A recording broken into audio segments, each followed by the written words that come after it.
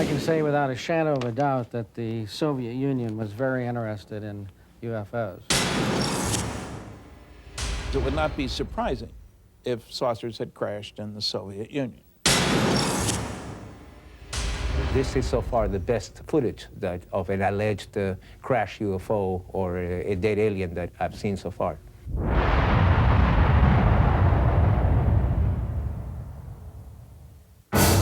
Fact 1. For over 5 decades, Western governments have been collecting information on UFOs in strict secrecy. Fact 2. So did their counterparts behind the Iron Curtain. Fact 3. Now that the Cold War is over, the truth is finally out. The notion that life from another world may have visited our own is an intriguing one. Many say that it is true and that documentation exists to prove it, but that proof has been kept hidden from the public for over 50 years. With the end of the Cold War has come some intriguing, if not surprising, revelations. Western governments apparently have not been the only ones gathering information on UFOs in brutal secrecy. Hello, I'm Roger Moore. Join us now as we embark on an amazing journey of discovery, of international intrigue and possible interplanetary visitation.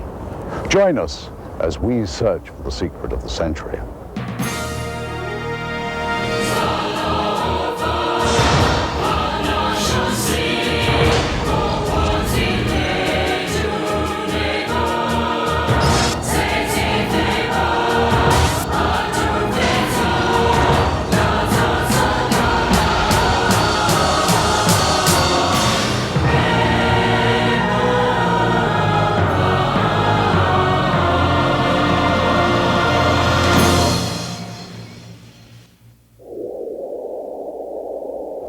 The vastness of Russia is overwhelming, even to those accustomed to the wide open spaces of America. Huge tracts of eastern Russia are still uninhabited, and it was in just such a region, remote and far from civilization, that something profound happened nearly a century ago. In the desolate Tunguska region of central Siberia in 1908, something fell from the sky and exploded on the side of a hill. This event triggered an enduring mystery that scientists are still unable to adequately explain. There have been other well-known cases of UFO phenomena, but it was the Roswell incident that changed the way that government officials thought about UFOs. Researcher Paul Stonehill has done extensive work chronicling UFO sightings in the former Soviet Union. I would say that the most serious research was given the impetus by Stalin in the 1940s when he found out about Roswell. It was then that the KGB and the military separately had initiated studies of UFOs. The KGB, as far as we know, had never ceased studying them. This Soviet Air Force footage was obtained by a group of Russian ufologists. It was declassified by the USSR's Ministry of Defense just before Boris Yeltsin took power. What we are looking at is a view from the cockpit camera of a MiG-23 Flogger, scrambled to intercept 2 unknown targets. What we see now is an apparent merging of the 2 targets. Here is the same shot slowed down. These are obviously not typical flight characteristics of NATO or any other conventional aircraft. The MiG lost visual contact with this object or objects, and there has never been any official identification. By attending international conferences and exchanging information over the internet, researchers on both sides of the former Iron Curtain have been able to increase the global understanding of anomalous phenomena. Richard Haynes has been to Russia many times and has worked with many of that country's researchers. Soon after the perestroika, the fall of communism, approximately 1990. I said to myself, I think this is the right time to initiate opening doors with the East, with people on the Eastern Bloc who are sitting on their own piles of data, but we don't know about it. Likewise, we're sitting on piles of data that they don't know about. And so I started corresponding with friends, and we formed this joint USA-CIS Aerial Phenomena Federation.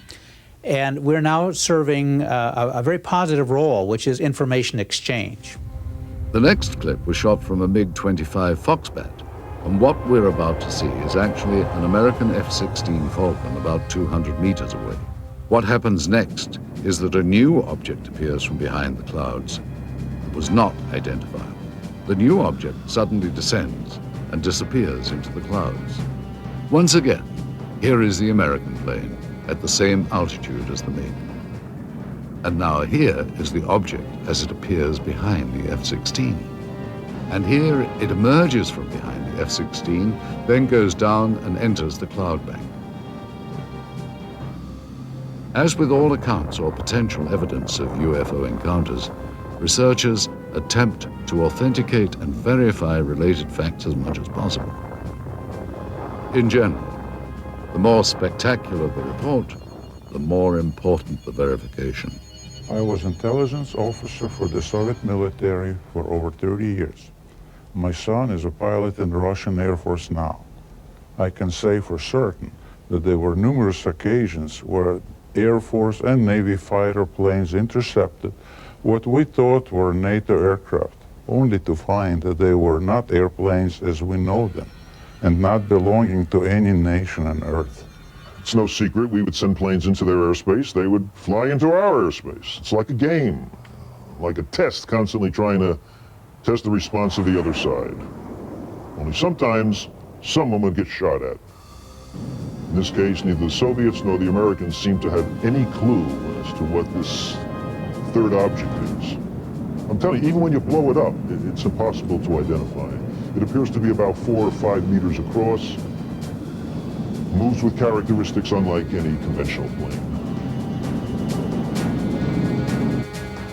Now, in this final piece of footage, we will once again be looking at a cockpit camera view, this time from a MiG-21. The camera plane and 3 others were scrambled to intercept an unknown craft flying at very high speed, which is visible here as a large, cylindrical-shaped object. And as the Russian planes close in, the UFO suddenly picks up speed and disappears. Here it is once again. You'll notice the cylinder seems to be traveling at about the same speed as the MiGs until about here. And then it seems to increase its speed, which, according to pilots, must have reached at least Mach 3 in about 10 seconds. A lot of this footage was declassified after the Soviet military failed to identify the object seen here. This one shows an interception attempt by MiG pilots.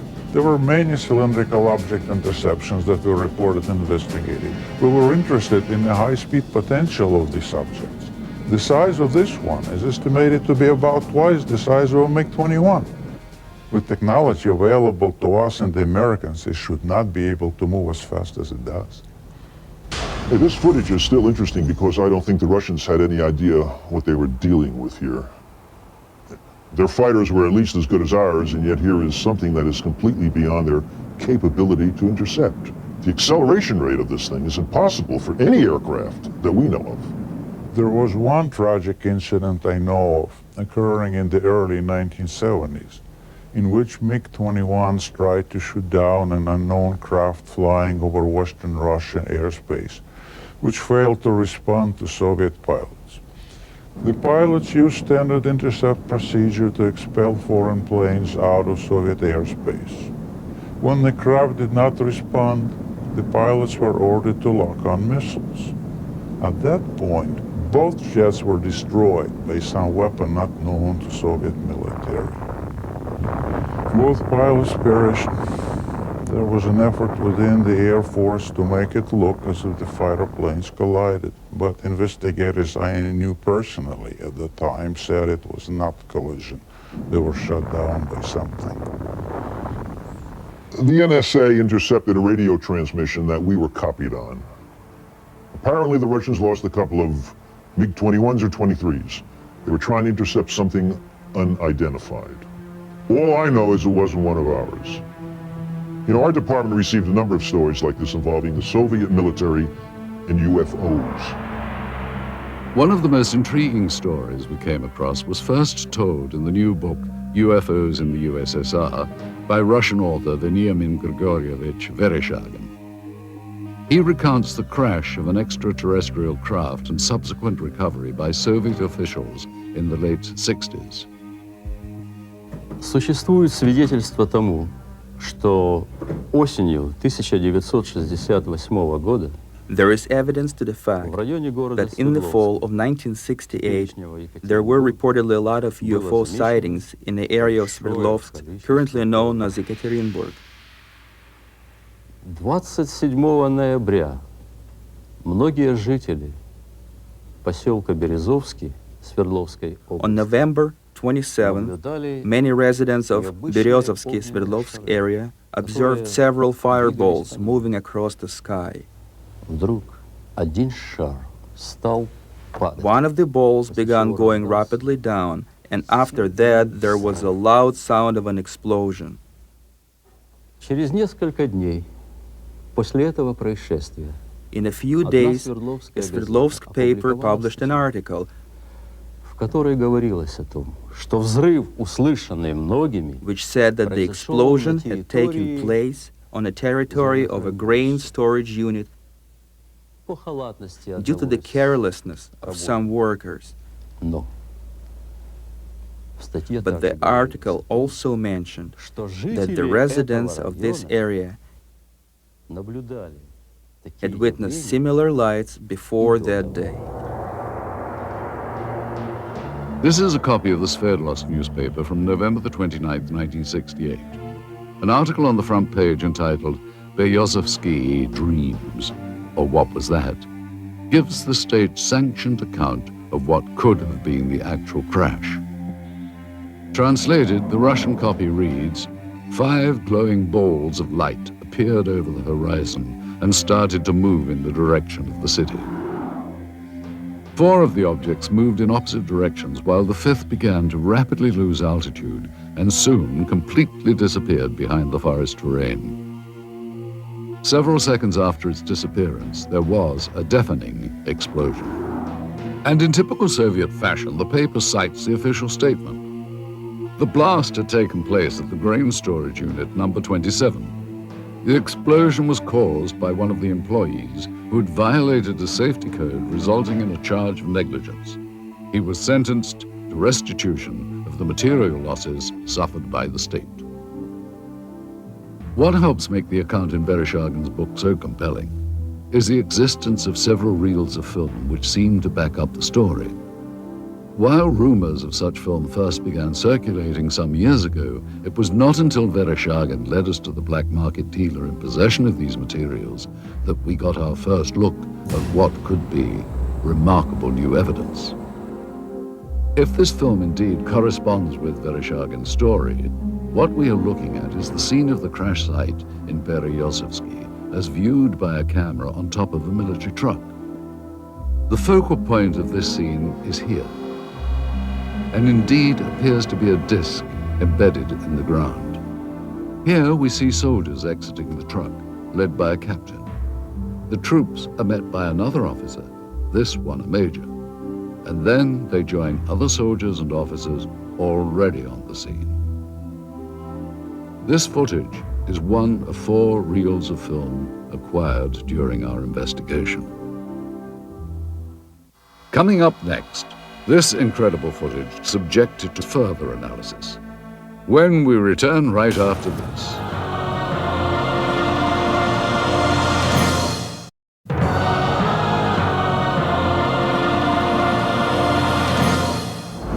The 2 groups that have, without question, been exchanging information freely are the Russian and Western ufologists. It's with a sense of full cooperation that much of the formerly sensitive information has surfaced. At one end of the spectrum are simple UFO sightings which are often accompanied by film or video footage. At the other end are accounts of actual contact with alien beings for which most bona fide researchers retain a healthy dose of skepticism. Interestingly, many psychiatrists and psychologists have placed considerably more credence in stories of alien abduction than ufologists. Though no such encounters have been officially reported in the former Soviet Union, and in spite of efforts by the government to deny their existence, documented cases do exist. Typically, the abductee reports seeing a blinding white light, usually hovering high above. These abductees have reported under hypnosis that they feel compelled to approach the light, as if they are somehow being drawn towards it. Some have reported seeing doors to the crafts actually opening for them. As with their reaction to the light, they feel compelled to walk through. Most abductees have not been able to describe the interiors of these crafts, other than recalling swirling mist and bright lights. Most reported alien abductions include harrowing accounts of medical experiments. Subjects describe an examination room of some kind. Many have reported strange probe-like tools being used on them, and they recall the frightening sensation of being examined, though simultaneously being unable to do anything about it. Typically, the abductees will then find themselves back where they were when they first saw the light, having no recollection of what just happened. Other times, however, upon checking their watches, they discover that several minutes have passed without their ability to account for it. They literally have lost time. Many abductees have their memories triggered by a mark found on their bodies, the kind they would associate with a needle or some other medical instrument. And not surprisingly, no such report has ever been verified 100%. And yet these stories continue to proliferate. Are these people really being abducted by aliens, or, as some now claim, by members of a secret government agency? The austere building behind me once housed what was undoubtedly the world's largest and most feared intelligence agency. Why would the KGB be so interested in what many consider to be science fiction? From the beginning of the communist era, the Soviet leaders relied on a strong secret police to act as watchdog and often executioner for their rule. This was not a new concept to Russia. During the rule of Tsar Nicholas, the secret police was everywhere, its agents spying on everyone. There were agents watching every train station, hotel, and theater. Shortly after the Russian Revolution, the first Soviet government approved the creation of their own secret police. It soon became a powerful mainstay of the Soviet system. To ensure the continuation of communist rule, the main domestic role of the secret police became to seek out counter-revolutionary views and ensure that those holding them were dealt with. After the death of Stalin in 1953, the secret police became known as the Committee for State Security, or KGB.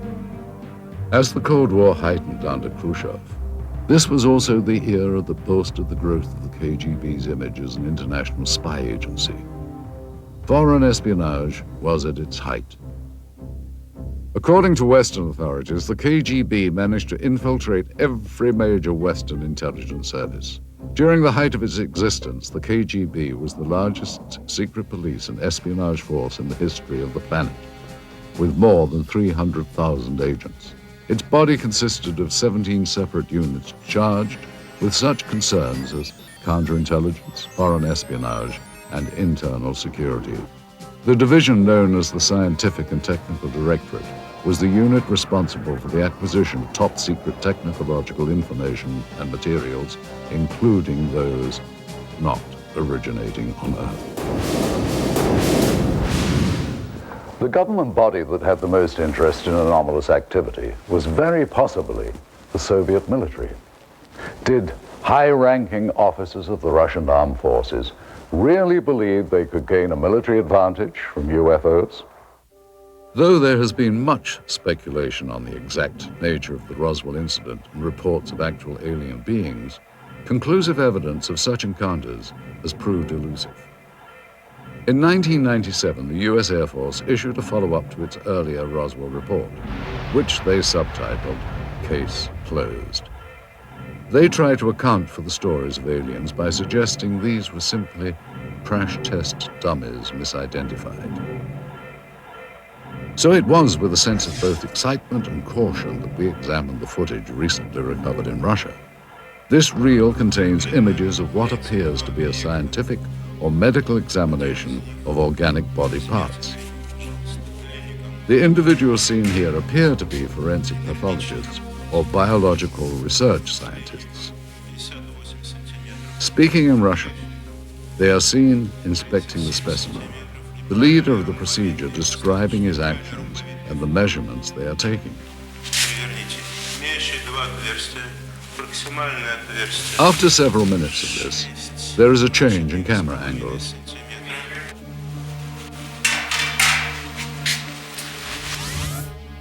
Now we see the specimen being more extensively examined. Придерживайте инструмент.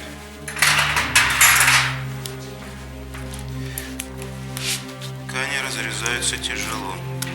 Пробуем кусачки. Придерживайте. Ребра пытаюсь перекусить.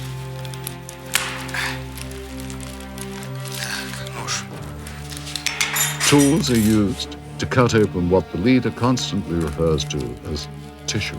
Что-то белое попадает. Очень ригидные ткани. Давайте попробуем другим. Придерживайся.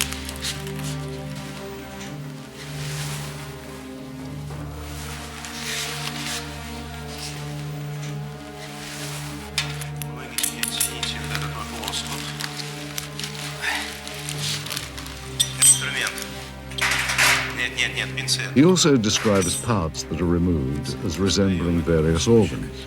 Записывайте, достаем внутренние органы, надрезаем похожую на клетчатку внутреннюю ткань. The camera angle changes again. And finally, the scientists are seen posing for the camera, holding up various samples of the dissection. If this footage is authentic, it represents one of the greatest scientific discoveries of all time. One must wonder where this film was shot and what happened to the specimen seen. If this is footage of a genuine scientific examination, what happened to the results? What did the Soviets learn, and what have they done with that knowledge? Did agents of the KGB have reason to keep this secret for so many years? Certainly there are more questions here than answers. Coming up next.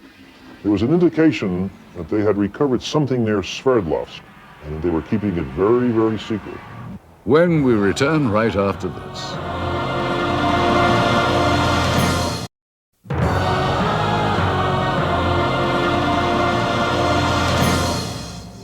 Russia has had countless UFO sightings.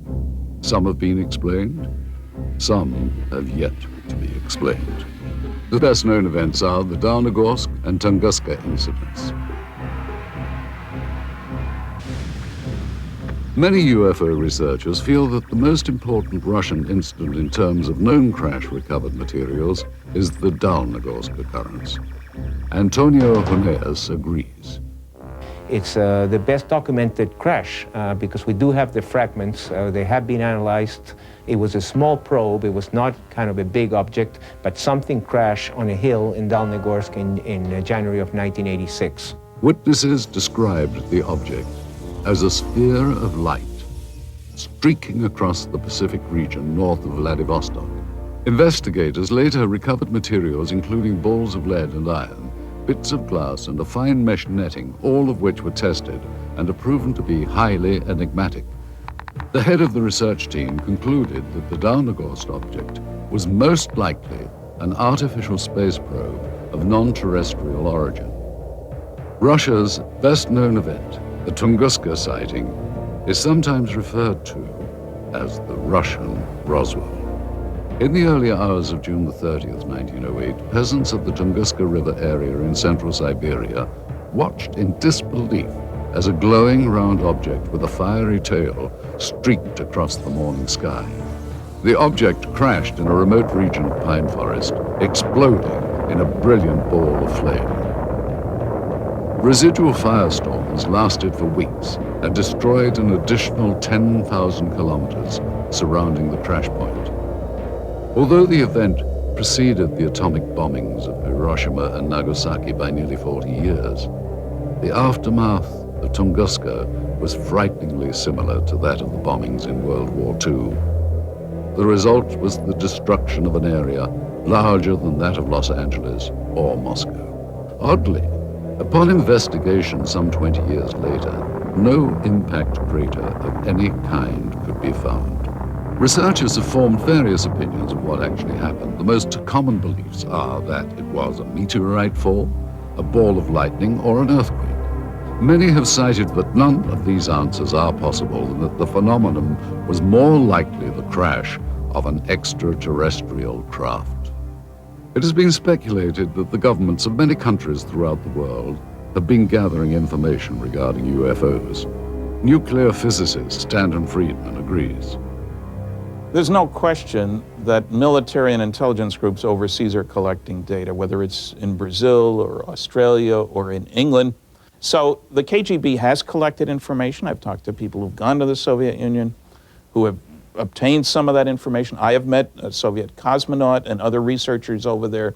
There's no question they're interested. And again, the republics which used to constitute the Soviet Union cover a huge area. They too were monitoring the skies because they were afraid the United States was going to bomb them. So when you monitor the skies, you pick up UFOs, no question about it. During the communist reign, there was no official admission of Soviet interest in extraterrestrial activity. It has been only recently that this fact has been confirmed. The former secretary of the Commission on Anomalous Phenomena, Alexander Petyukov, confirmed that an official state-controlled body did exist. В рамках этой комиссии, когда в силу своей деятельности она начала планомерный сбор информации. During the Soviet era, we started to regularly collect information from the public and received more than 15,000 reports. The thing is that the Commission was an official public organization. It had an official address. Today, the mindset in Russia is far different from what it was during the communist reign. Under communism, they were told that UFOs didn't exist, but just the fact that they were told they didn't exist made people believe that they did exist, because the government was also denying. They were saying there was no crime in Russia and accidents didn't happen, you know, I mean, that everything was censored and given this rosy picture, which of course people knew better. It was in a small house on a side street near the Academy of Medical Sciences. The British and American spies met with informants throughout the 60s and learned of one of the most bizarre plots in the world of intelligence. During my involvement for a period of at least 6 years, Soviet counterintelligence operatives played cat and mouse with Western agents in Moscow who were interested in our advanced technology programs.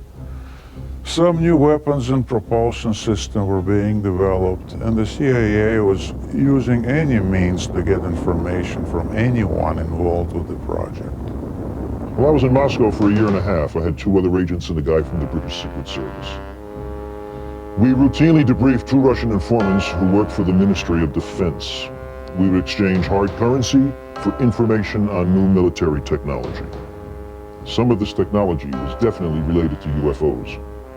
One way we often dealt with such incursions was to feed false information through double agents to give American and British bad leads. Well, we knew the Soviets were onto something after we started getting all kinds of smokescreen intelligence. That was a sure signal that they were hiding something. It was an indication that they had recovered something near Sverdlovsk. They were keeping it very secret.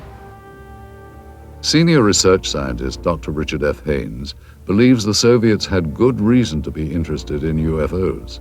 It's my understanding that the Soviet military has had a continuing interest in UFO phenomena for very, very many years. And the reason being that their air traffic controllers, their radar sites, their military pilots had been reporting things, just as ours had, and they had no explanation for them. And so the first possible explanation would be that it's a foreign nation test or espionage or something like that of a military nature. And if you're in the military yourself, then you take that very seriously and you explore it. This film footage certainly seems to depict interest by Russian military personnel in the object that is seen sticking out of the ground. Soldiers, officers, and civilian-clothed agents are deployed around the site, and they appear to be both guarding and examining the object. This is what we found on one of the 4 reels of film obtained in Russia. After viewing the footage, we were able to determine that it was most likely shot with 2 separate cameras. One apparently a handheld camera, which starts out on the approaching truck, and a second one seen here on a tripod. As the soldiers march past, you can see the cameraman turn to follow the troops. Here we cut to the other angle, the point of view from the tripod camera. And here you see the handheld camera as the truck pulls up. Both cameras change vantage points several times during the filming, as if to get better views or perhaps under orders of a superior. From this angle, we see yet more troops arrive. Author Veniamin Vereshchagin describes the event. Весной же 1969 года рабочий местного совхоза In the spring of 1969, a collective farmer found some strange remains in the forest not far from Berezovsky и сообщил об этом, and reported that to the local security organs, те в свою очередь who in their turn asked the neighboring military division of air defense troops, PVO, to provide assistance with the investigation. On March 1969, 2 KGB officers examined the discovery site and sealed it off. Вы знаете, в дальнейшем события приняли более такой масштабный характер. По просьбе КГБ были привлечены. On the KGB request, a Soviet army unit was brought to the discovery site, и в результате уже очень тщательных обследований были найдены. After close examination of the place, they found some wreckage debris of a disc-shaped object частично partially sunken to the ground. Поначалу органы безопасности предполагали, At first, the KGB thought that the debris американскому разведывательному самолету или came from an American spying plane or a Soviet spaceship. George Filer, a retired Air Force intelligence officer who was stationed at Langley, is not surprised the Russians were so interested in this object. We found that the Soviets would pay to get information on UFOs as opposed to, we'll say, an F-111 aircraft, that they were, in a way, more interested in UFOs than some of our latest aircraft. And here you see the man who is probably the head KGB agent directing the cameraman to point his camera toward the disc.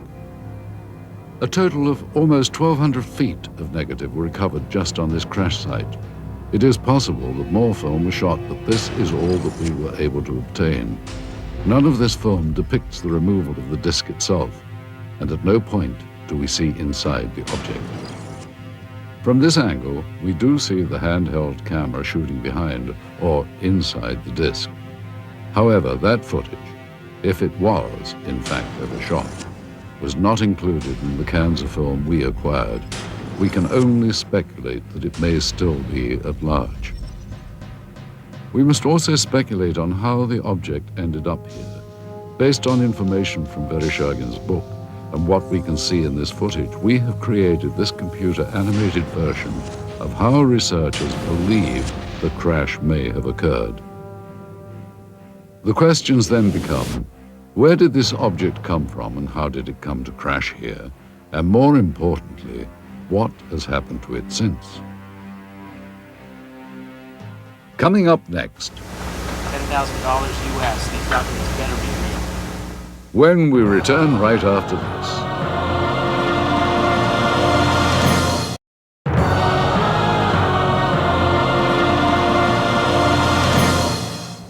With the change to a market economy here, many items never before available to Russians are finding their way to store shelves. Some point to this as evidence of a new prosperity.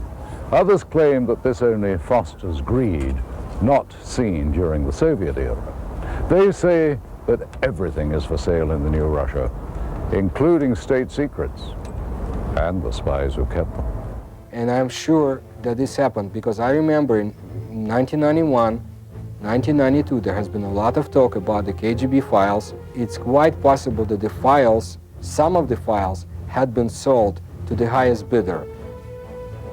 What is now modern-day Russia was once the core republic of the Soviet Union. Prior to its breakup in 1992, the USSR was the world's largest country, stretching from Eastern Europe into Asia. In addition, the USSR had direct control over the Eastern European countries of Romania, Bulgaria, Hungary, Czechoslovakia, Poland, and East Germany.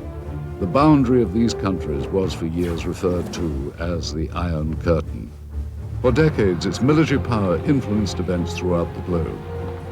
The single most important event in Russian history was the Revolution of 1917. The Bolsheviks changed the country from a monarchy to the world's first communist state. In the late 1920s, Joseph Stalin transformed the country even more by regimenting every aspect of daily life and still managed to brutally stomp out his opposition. While the USSR was allied with the West during World War II, the years after the war ushered in an era of mistrust that came to be known as the Cold War. This new relationship chilled ever further in August of 1949, when the Soviets exploded their first atomic weapon. The Western powers, including the United States, viewed the USSR as the world's greatest threat. In its ongoing competition with the West, Russia's greatest victory occurred in 1957 under the leadership of Nikita Khrushchev. It was the beginning of the space age. As the first nation into space, it's not surprising that in the years to follow, the Soviets would become increasingly curious about extraterrestrial life existing in our galaxy. Despite their early victory in the space race, back at home, the standard of living and the country's lagging economy weighed heavy on the minds of the Soviet citizens. Under Soviet President Mikhail Gorbachev in the 1980s, the terms glasnost and perestroika came to represent a period of humanist reform. The first truly democratic elections in Russia's history occurred in 1991. After 70 years of Soviet rule, the USSR was dissolved. A new market economy has emerged along with more freedom for the people. While there are some who yearn for a return to communism, most citizens feel that the new Russian democracy has been a vast improvement to their daily lives. But with these positive changes come problems. In a recent news survey in Russia, citizens were asked the question, who controls Russia today? An astounding 23% responded the mafia. Renowned Russian writer and Nobel laureate Alexander Solzhenitsyn wrote, Russia's economic chaos is the result of nearly criminal reforms that have created a new class of mafia capitalists. The word mafia refers to the new system of organized crime in Russia involving countless government officials, businessmen, and organizations controlled by criminal groups. Resistance to extortion attempts has resulted in violence. Kidnappings, assassinations, attacks on family members, or harsh persecution by corrupt government officials have been documented. Dozens of bankers were kidnapped and assassinated by the mafia in the first few years of Russia's independence, when organized crime was taking control over the country's financial system. Having eliminated its rivals in such a brutal manner, the Russian mafia is now in a position of great power. What the future holds for the Russian Republic is uncertain. What is certain is that in the next Russian elections in the year 2000, the interests of big business and those with money will be well represented, and undoubtedly so will organized crime. Mafiocracy, as it has been called, might become the totalitarianism of the new millennium. With the collapse of the Soviet Union, many changes have come to Moscow and the rest of Russia. Gone is communism and the strict controls that once governed daily life here.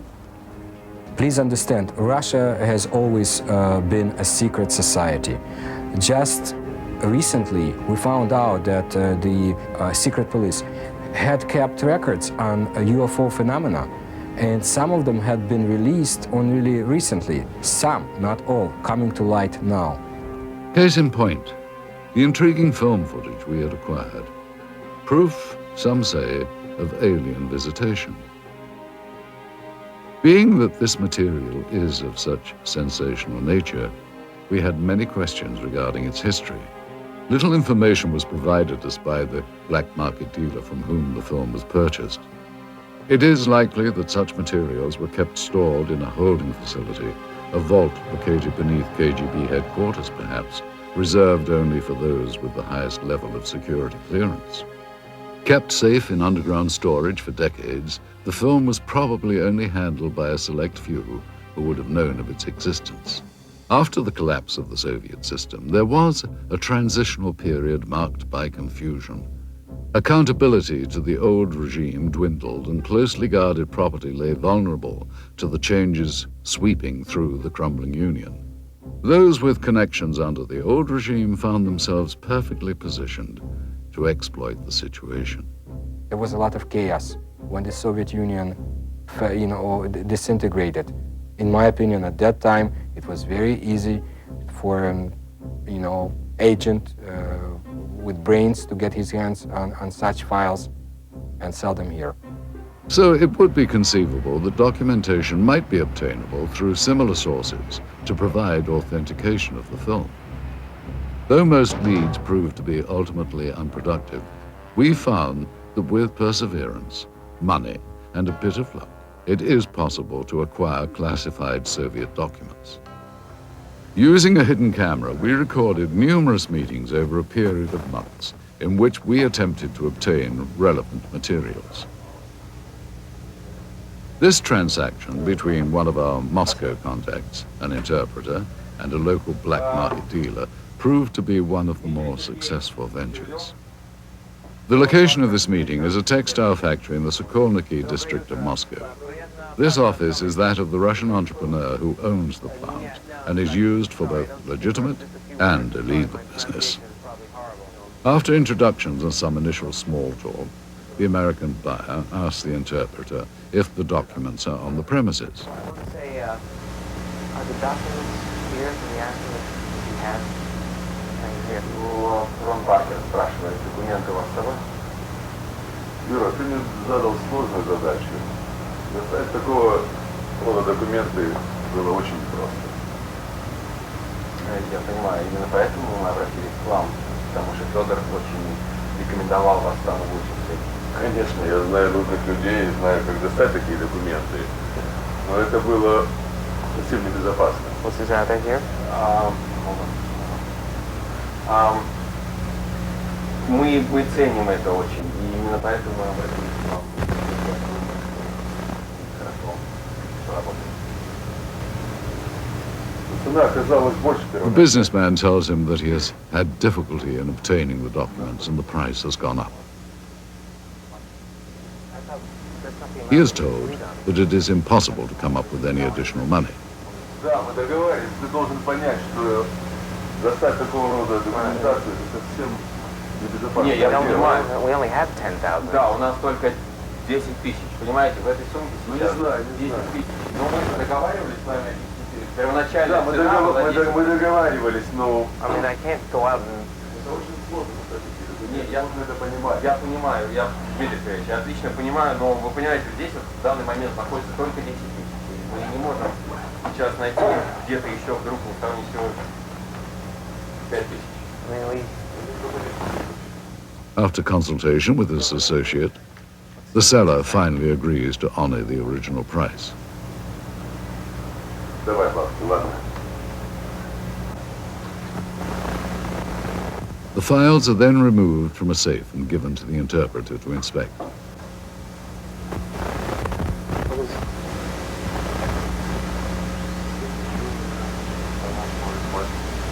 This is KGB?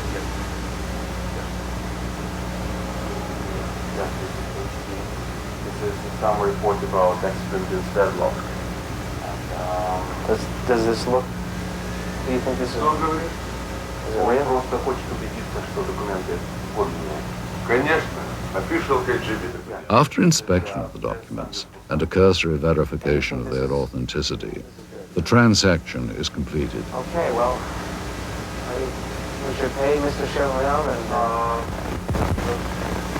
and... Money changes hands, and what was once property of the state now becomes much sought-after evidence for UFO researchers. What made this transaction so successful was that among the pile of documents acquired, several were extremely enlightening, including a top-secret KGB report on Operation Sverdlovsk Midget and a request for military assistance from the Soviet Ministry of Defense. Coming up next. From the intelligence that our unit was able to obtain, they had recovered at least one portion of a former crash site over the Soviet Union. When we return right after this.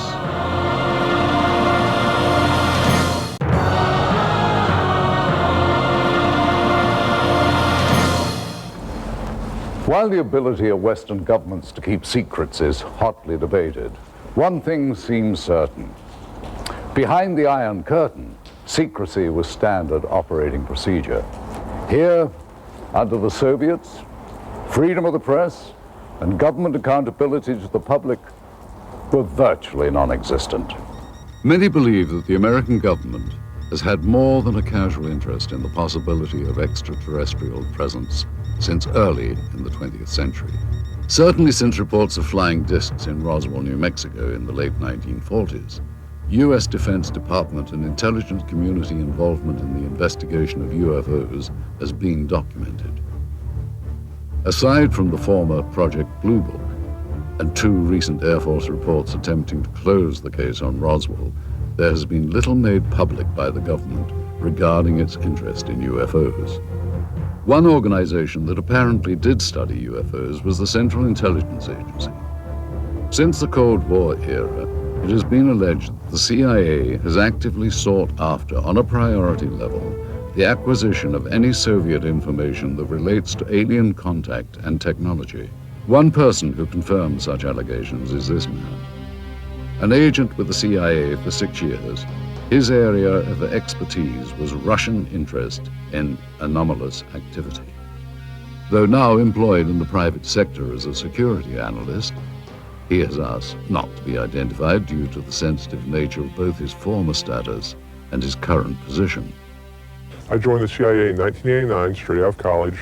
My mission was to monitor and infiltrate the Special Sciences Section of the KGB, a unit of Directorate T, which was a division of the first Chief Directorate. Special Sciences Section's goal was to obtain, analyze, interpret, and exploit any extraterrestrial knowledge. The Special Sciences Section was extremely interested in a number of reported UFO crashes over the former Soviet Union and the Eastern Bloc countries. From the intelligence that our unit was able to obtain, they had recovered at least one portion of a former crash site over the Soviet Union. This former agent was able to confirm interest not only in the 1968 crash near Berezovsky, but in other Soviet attempts to recover UFO documentation and technology. Ever since Stalin had been in control of the Soviet Union, especially in the post-World War II years, he was determined that if there were any technological gains to be made from extraterrestrial technology, that the Soviet Union would be the sole possessor and sole beneficiary of those technologies.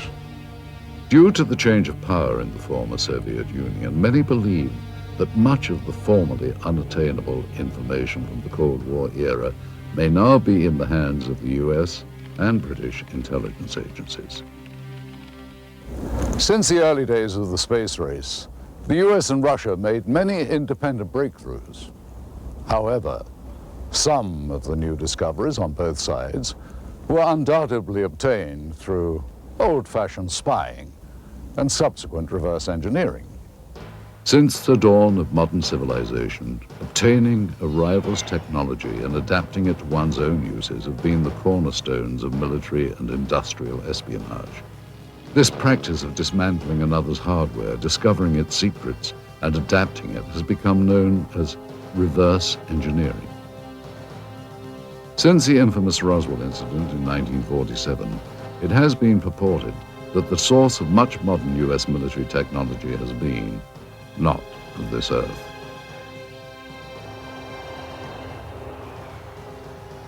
A number of technologies were either partially inspired or wholly inspired from what was recovered at Roswell. It's amazing that when you look at the profiles from both the sides and from dead on, how close to stealth technology and spy plane designs that the Roswell ship resembles. We firmly believe that she is the design Rosetta Stone and the holy grail for aerospace design technology. According to witnesses and UFO researchers, debris supposedly collected from the site indicated a technology superior to any existing on Earth during the post-war years. The possibility exists back in the 40s that because all this new technology came out of Germany, we had scientists from Germany that either we were testing new advanced concepts to us at the time, these rocket engines, which were brand new to us, or this was some kind of smokescreen, if you will, to hide or to put the Russians off guard, make them think we were further along than we really were. And there's been a history of misinformation on both sides trying to keep each other off guard, and that very likely is one of the possibilities. If it wasn't Roswell, we're probably doing it some other place. Such advances as the Hubble telescope and the Super Arbec missile engines are rumored to have benefited from alien reverse engineering.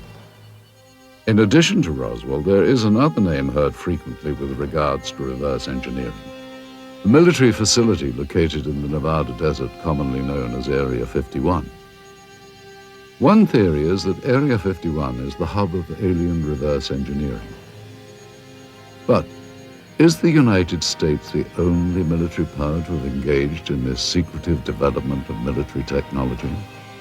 Or did Soviet military and intelligence organization reverse engineer technology from alien spacecraft that may have been recovered in Russia?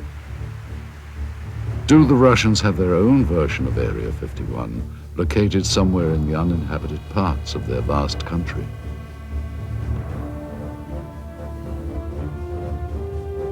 Did the KGB, in addition to their agenda of maintaining the hard and fast rules of the communist regime, add to their duties the manipulation of alien technology for the advancement of Soviet power?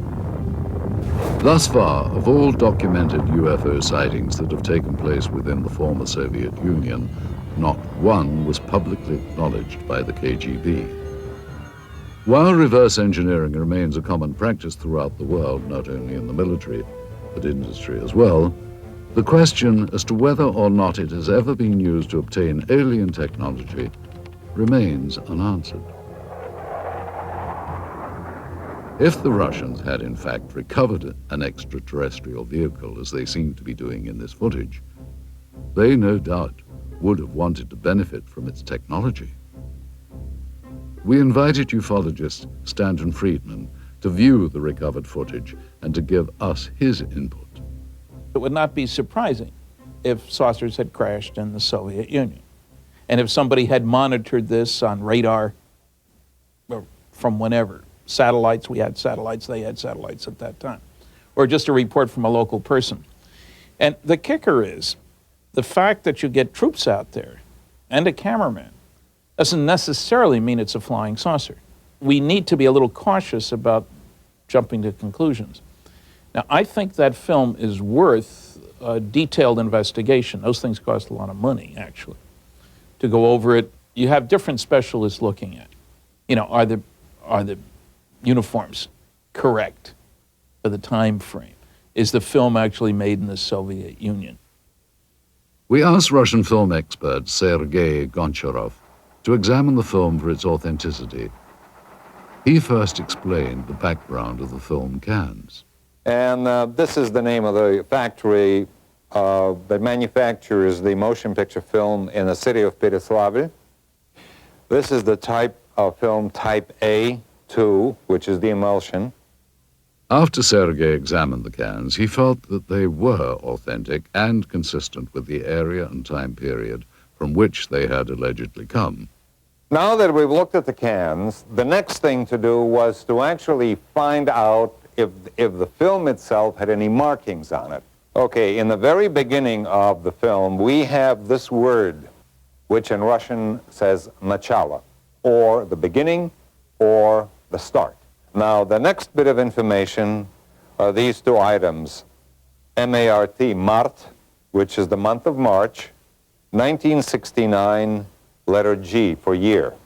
So the year of 1969, the month of March. Okay, then we have the two bits of information which says plyonka number 267. Plyonka in Russian means emulsion or film, could denote the reel, the roll, or batch, and this, of course, is the number. The next thing we see is this bit of information. Совершенно секретно, top secret archive of the KGB logo and the word archive of the KGB. Finally, Sergei Goncharov compared the markings on the film itself to what was printed on the cans. As you notice right here on the edge of the negative, we have the word безопасная пленка, meaning safety film, and type A2 or type A2, which is exactly the information that you have on a can. Next, we showed the film to Russian researcher Paul Stonehill. The colors of the film, the quality, soldier uniforms. Somebody would have to go into special, to make a special effort to make a film that feels like something that was made in 1960s. I've seen a lot of films made in the 1960s, and this film here is almost of the same quality. It's not a 1980s or 1990s film. The KGB officer that had been looking and touching things looks quite genuine. To me, my gut feeling is this is not something that they had made intentionally to fool people. UFO researcher Antonio Huneeus offered us his views on the film. I would say that visually it's very impressive. The first thing that struck me was the good quality, a very, very, very clear footage. You see, of course, it wouldn't be impossible to duplicate, you know, as a hoax. You would have to hire some actors and so on. But it was quite well done. Of course, it could even be some kind of disinformation too, that the KGB was quite notorious about doing disinformation. For what purpose, I don't know, but they might have done some kind of training film or something to, of course, if it was disinformation aimed against the Americans or something, we never heard of it, so that's also dubious. Finally, while Mr. Huneeus felt that the film required more investigation, he was impressed and intrigued by it. Well, I would say that if this is real, and I do not have the elements to make that judgment, this is so far the best footage of an alleged crash UFO or a dead alien that I've seen so far. Coming up next. Let me tell you, this does not look like a spleen, and it doesn't look like any other organ that I have ever seen. When we return right after this.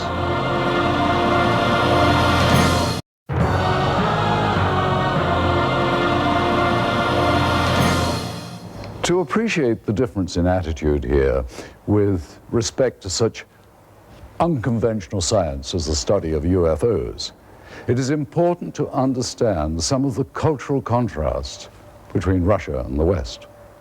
For hundreds of years, Russian culture has been steeped in religion, mysticism, and superstition. In the times of the Tsars, it was not uncommon for there to be an official court mystic, the most famous of these being the priestly soothsayer Grigory Rasputin during the reign of Tsar Nicholas. Even though religious expression was suppressed, it is now making a resurgence, and the many places of worship in Russia are once again housing congregations and becoming a big part of daily life. Russians seem to have an open-minded attitude towards the paranormal and such unconventional sciences as the study of UFOs. During the Soviet era, some of those voicing their beliefs in extraterrestrials were subjected to criticism and censure by Soviet officials. Russian author Yuri Alexandrovich Fomin claims that he has had such experiences. I was summoned to the regional party committee and asked to deliver a lecture on UFOs for the employees of various scientific research institutions. I agreed. After that lecture, the head of the regional party committee suggested that everyone present should take a stand and subject my lecture to criticism. But that didn't happen. All the people who listened to my lecture would say, "This is sort of interesting. This needs to be studied and examined." And then the head of the party committee said, "You're here to express your agreement with the official reaction to this kind of lectures. And you instead are trying to make sense out of the facts." While the communists said they weren't interested in UFOs, many around the world were. Some claim that sightings date back hundreds, if not thousands of years. Much like their American counterparts, many modern Russian citizens are very open to the possibility of the unusual. Many people become victims of tabloids, like Americans today.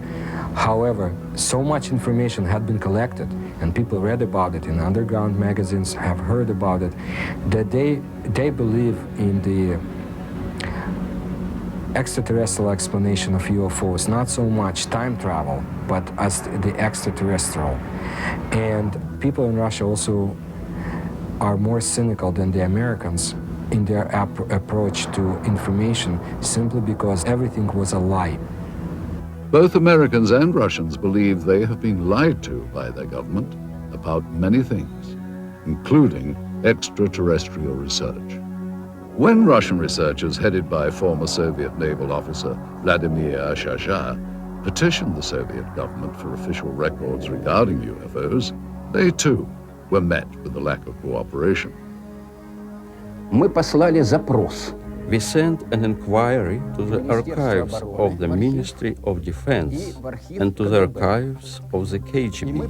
We got a response that neither KGB archives nor the archives of the Ministry of Defense have any data regarding this incident.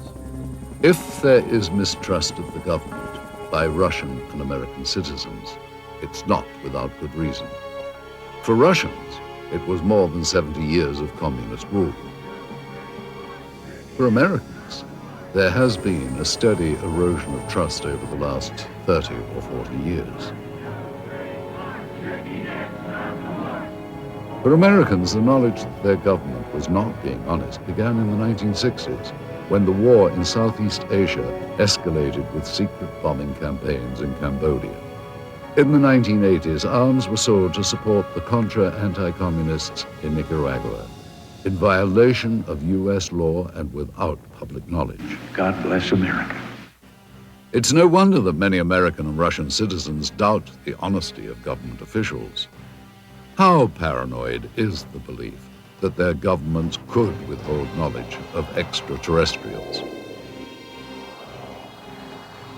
Despite officially denying interest in the possibility of extraterrestrial visitation, the governments of both the US and the Soviet Union have, without question, been interested in what lies beyond our own planet.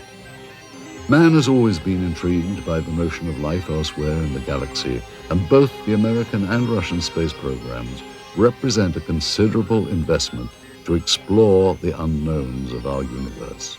At the close of the Second World War, the United States, now the preeminent world power, turned its eyes from defeating Hitler's Germany to a new rival, the Soviet Union. With Russia's detonation of its own atomic bomb, the United States realized they now had an enemy who wielded the same degree of power.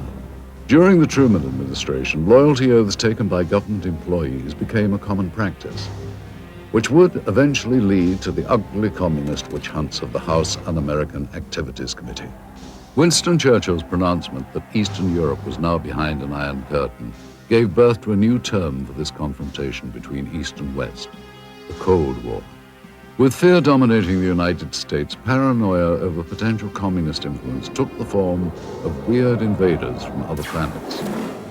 The possibility of a Soviet invasion was too frightening to contemplate.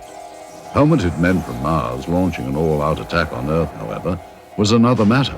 Therefore, Americans retreated to dozens of science fiction films that were thinly veiled warnings against the Red Menace. With Chuck Yeager's historic Flight that broke the sound barrier, the next frontier to conquer would be the stars. This set off a global competition between the world superpowers as to whom would get to the heavens first. It became known as the space race. To meet the demands of such technology, NASA, the National Aeronautics and Space Administration, was formed in 1958. The space race would nearly end in defeat for the United States, however, with the launch of Sputnik. The US feared if the Soviets could launch a probe in space, would missiles launched from that probe be far behind? When cosmonaut Yuri Gagarin made his historic orbit around the Earth in 1961, he became the first man in space. The United States realized their only hope of beating the Soviets was to have the first man on the moon. And in this dream, they would find a passionate champion. It was President John F. Kennedy's promise to have a man on the moon by decade's end that shot the space race into another dimension. It would not be until Neil Armstrong's historic first lunar step on July the 29th of 1969, however, that Kennedy's dream would be fulfilled. In years to come, the cumbersome NASA rockets would give way to the more streamlined and modern space shuttle. Even before the fall of communism, a new unity would develop between Russia and the United States. The petty rivalries of the past gave way to a new cooperation, which would culminate in the joint Russian and American crew of the space station Mir. Modern astronauts like Dr. Michael Foale would make history working with their Russian counterparts in space. At long last, the demons of the Cold War had been silenced. The first human beings in space were Soviet. Were the Russians also among the first to encounter beings not from this Earth? This footage, which seems to depict Russian pathologists dissecting what appears to be a non-human life form, requires further analysis. We once again asked Stanton Friedman for his comments. I don't know what to make out of it. I'd certainly say it's worth further investigation. By my standards, it's in my gray basket. Not black, not white, maybe. Worth following up on. We then asked film expert Sergei Goncharov if he thought that the film's characteristics on this reel were consistent with the time period from which it was supposedly shot. It certainly is consistent with the information on the can. It is negative, it's got the negative perforations. It's exactly what the information on the can indicated.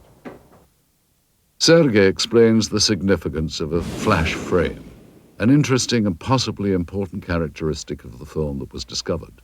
All right, now, a flash frame, this is, of course, a flash frame is that piece of film that is, when you push the button on the camera and you start exposure and you stop the camera to stop the exposure, and then you restart the camera again. By virtue of inertia, the camera will sometimes expose either a flash of light, or if you point the camera away from the person in front of it, you will see some other subject matter.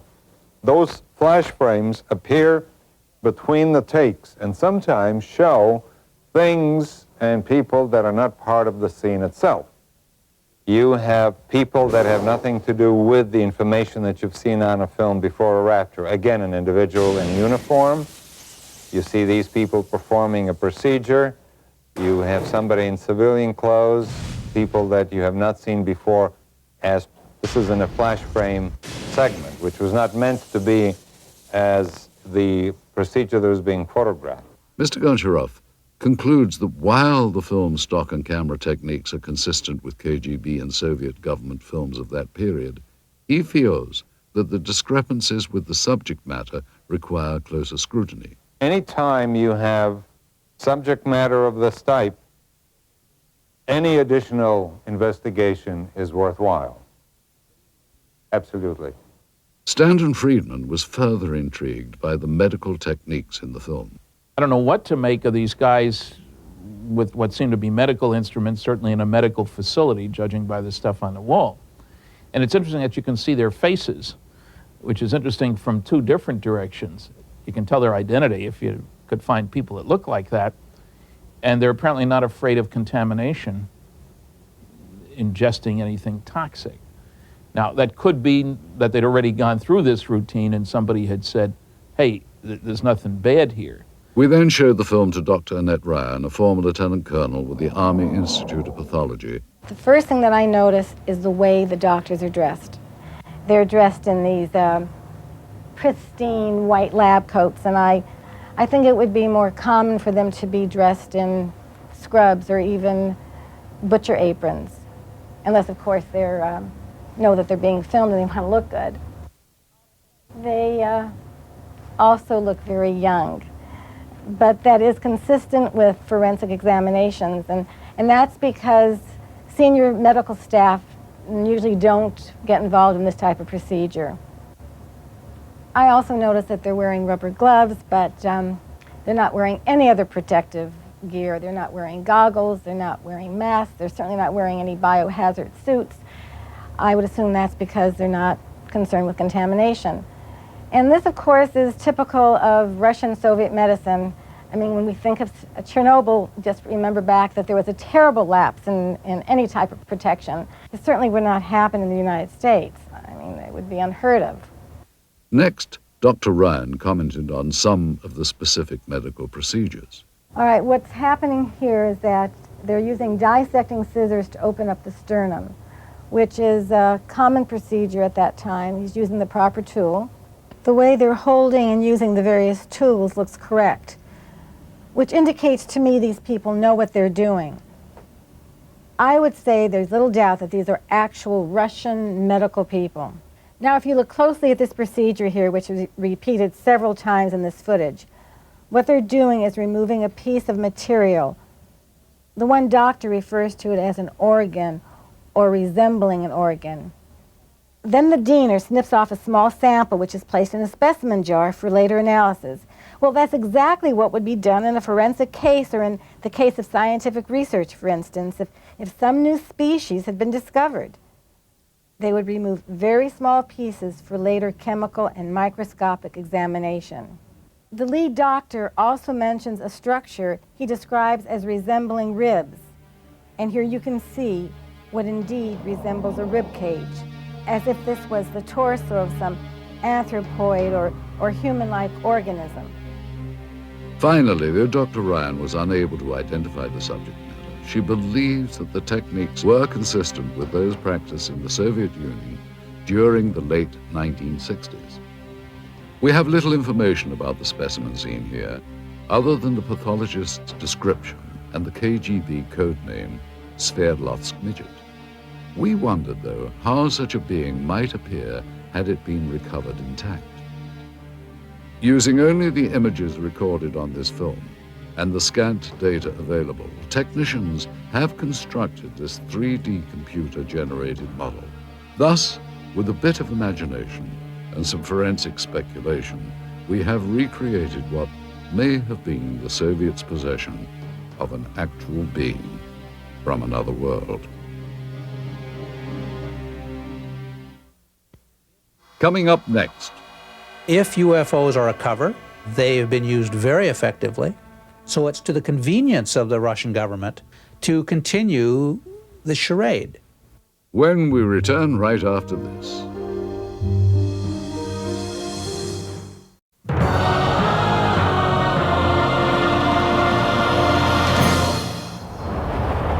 Information leaked from intelligence sources in the West indicated a belief that the Soviets were actually attempting to reverse engineer something not manufactured on this Earth. Whether we'll ever know the full truth about the supposed UFO crash in Berezovsky, one thing seems certain. If agents of the KGB or any other branch of the Soviet government did recover parts of a craft made by alien beings, they would have been extremely interested in examining all the materials very closely. No doubt Soviet scientists would have wanted to determine if the parts of the craft were truly of extraterrestrial origin. They would have inspected each piece down to the microscopic level and tested for various physical and chemical properties. And of course, they would have wanted to take advantage of any new technology they could gain from the recovered materials. И мы не можем расшифровать их физики. We are unable to solve the puzzle of their physics. Our physics is based on quantum mechanics. Theirs is based on parallel worlds, a different kind of paradigm, a different understanding of history. It is similar to the effect of a TV set or a video camera would produce on people in the time when Pythagoras lived. Pythagoras would not understand it. That is the gap between them and us. That's why, however hard our engineers or technicians would try to decode their technologies, they would fail.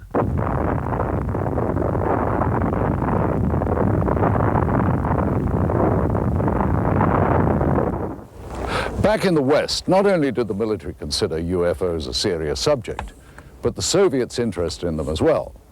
It seems that, in the beginning anyway, both sides thought that flying saucers were an invention of the other. And that fueled a decades-long campaign of espionage and counter-espionage. Many believe that U.S. intelligence agencies such as the CIA, NSA, and the military have not been completely forthcoming with information regarding extraterrestrials. The same is apparently true of the KGB. Some claim that the KGB, as well as the U.S. government, may have been using the UFO phenomenon as a smokescreen to cover other top-secret activity from the very beginning. Former NASA scientist Dr. Richard Haynes concurs. Well, all I can say is that there are verified documents from Stalin's time that showed he had an intense interest in Roswell, what was going on in Roswell, New Mexico in about mid-40s. Well, that makes very good sense from the standpoint that that's where our atomic bomb group was, the 509th Bomb Group, from which Hiroshima and Nagasaki events happened, ultimately. It's where the pilots trained. So it's understandable that Moscow would be very interested in this subject from that standpoint. If UFOs are a cover, they have been used very effectively by both sides. So it's to the convenience of the Russian government, Soviet government, to continue the charade. It can be considered a form of disinformation. There is an alternate theory regarding UFO disinformation. Many researchers believe that the government may be intentionally drawing attention to the less credible, self-proclaimed ufologists as a means of lowering the perceived credibility of all UFO research. Alien abductees and conspiracy theorists are most often the least believable, and at the same time, the most visible. Russian rock and roll singer Natalia Medvedeva claims to have known several people that have had contact with aliens. One guy died, another got paralyzed, the third one became a heroin addict and could not overcome it. Sergei Borisovich Proskuryakov is a Russian researcher who has studied anomalous phenomenon and pyramidal constructions. His beliefs may also seem unconventional. When I lived in Minsk, a KGB officer came to see me. He filmed all the documents I had. I couldn't escape anywhere. I believe they ended up in the KGB archive. I have information that my researchers of interest not as much for KGB or CIA as for presidential structures in the USA. Are individuals like these truly informed? Or, as some believe, convenient foils for government agencies with an agenda of suppression? Either way, their outspoken beliefs serve to discourage further investigation and make it much easier to simply write off any UFO account or evidence as nonsense. Most genuine researchers, however, believe it is imperative that all potentially genuine encounters with extraterrestrial intelligence be studied carefully. If something not from this Earth had been recovered, it would have been brought to a classified military base high in the Ural Mountains, where super-secret operations are being conducted since the Second World War. This incredible footage depicts members of the Soviet armed forces and what are believed to be 2 KGB agents inspecting and recovering a crashed flying saucer. Russian author Veniamin Vereshchagin has an idea of the final outcome of this operation. Насколько мне известно, обломки аппарата. As far as I know, the debris and their organic parts were taken to Mytishi, где предположительно были сделаны, where the apparatus was disassembled, analyzed, and then back engineered. Неизвестно, что произошло с органическими As останками. for organic parts, Но я имею сведения о том, что они были перевезены в дальнейшем. I heard they were taken to Moscow. What happened afterwards, I don't really know. His story seems to be backed up in part by one of the people who claims to have been involved in the operation back in 1969. We found ex-KGB staffer Pavel Alexandrovich Klimchenkov living in seclusion in the Bryansk region of central Russia. He remembers the strange wreckage found in Beryozovsky. At first, everyone believed that those debris were parts of some novelty aircraft manufactured in the United States or England. But having done some measuring and material analysis, we came to the conclusion that none of the domestic or foreign manufacturers known to us could have produced this apparatus, at least not in the conditions existing on this planet. И вот тогда поступил приказ из Москвы. It was then that an order came to transport the debris to the base in Mytishi near Moscow. Together with several other officers, I was assigned to provide safety and security to these materials during their transportation. In attempting to verify the authenticity of this evidence, we have had the footage and the film itself examined by several experts. We also carefully studied the documents we had procured, which lent further credibility to what we had been told. Among the most telling was this top-secret KGB report specifically referring to Operation Sverdlovsk Midget and describing in detail the recovery operation at Beryozovsky. This document mentions the crashed disc, the organic remains, and the filming itself. There was also this secret order from the Soviet Ministry of Defense requesting assistance from military unit 67527. We looked closely at such elements of the footage as the uniforms and the arm patches worn by the soldiers.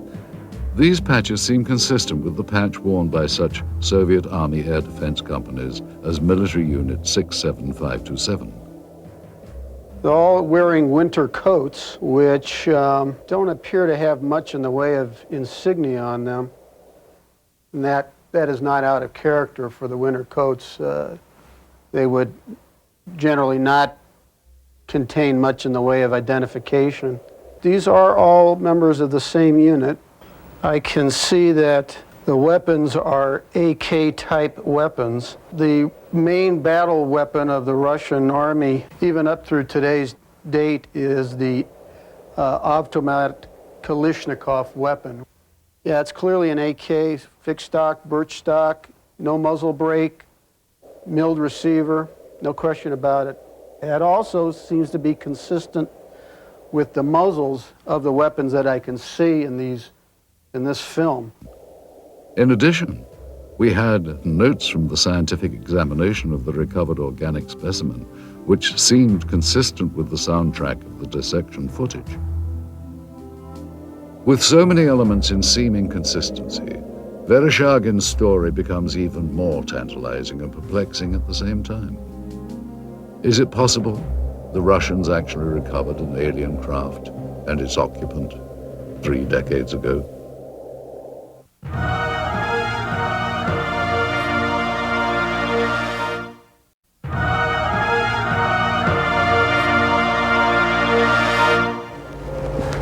If members of the Soviet Army had knowledge of a supposed UFO crash, then what happened to these individuals? And if they can't be found today, why not? In the course of our investigation, our goal was to follow every lead, to search for every scrap of information regarding the incident so named Operation Sverdlovsk Midget. The tenuous paper trail we have reconstructed using recovered government documents led us eventually to a lab of the former All-Union Scientific Research Institute of Biology. In attempting to obtain records on the individuals depicted in the dissection footage, we turned up these additional documents. 3 death certificates, all dated March the 24th, 1969, within a week after records indicate the examination was performed. Cause of death for all 3, cerebral hemorrhage. Dr. Ryan told us that the odds of this occurring naturally are next to 0. The former state-run institute is now a private teaching center known as the Moscow Medical Institute. That this is the same facility as seen in the film footage becomes obvious with a comparison of such fixtures as the stonework tables and the distinctive tiling on the floors. The difference is that one-time experimental procedures have been replaced by routine anatomy lessons with plenty of hands-on experience.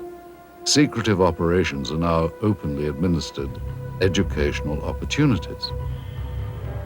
But we did find in the basement of the building remnants of this facility's past, reminders of a time when procedures here were not open to the public or subject to public scrutiny. What were the Soviets experimenting on in decades past at the Research Institute of Biology? The answer to that question is still yet to be found.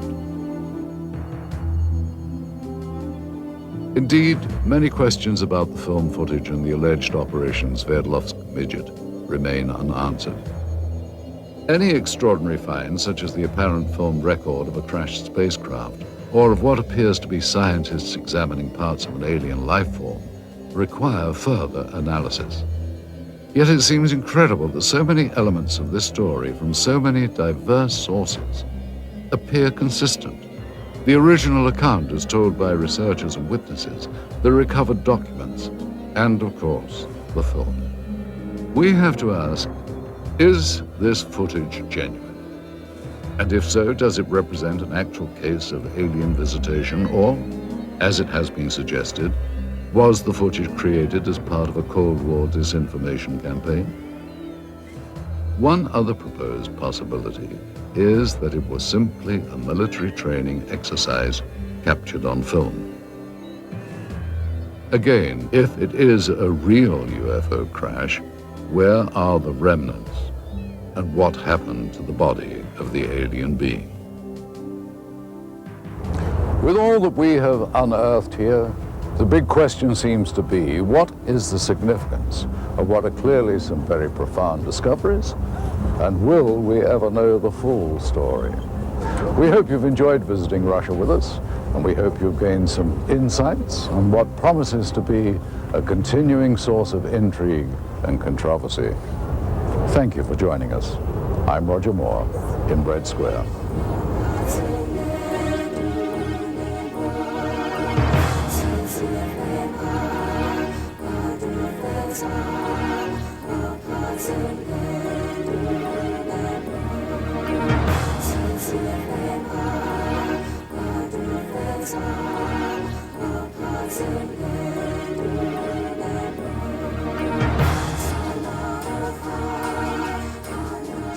space.